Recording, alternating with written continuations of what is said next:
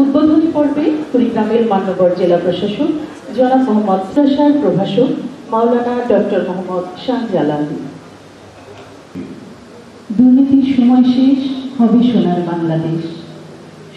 যে আমাদের শতভাগ আপ্রাণ প্রচেষ্টা ছিল এই জিনিসগুলোকে সঠিকভাবে। জেলা কার্যালয় কুড়িগ্রাম কর্তৃক আয়োজিত এই গণশুনানি শ্রদ্ধা নিবেদন করছি সর্বকালের সর্বশ্রেষ্ঠ বাঙালি জাতির পিতা বঙ্গবন্ধু শেখ মুজিবুর রহমান। জেলা দুর্নীতি প্রতিরোধ কমিটি এবং বিভিন্ন উপজেলা থেকে আগত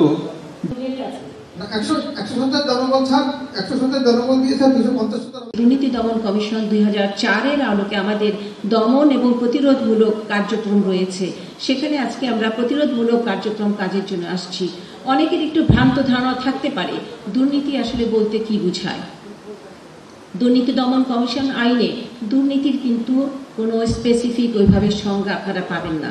ওখানে একটি তফসিলকে রেফার করা আছে, যেখানে পেনাল কোডের অনেকগুলো ধারা দেওয়া আছে যে ওই কাজগুলো করলে শুধু দুর্নীতি হবে।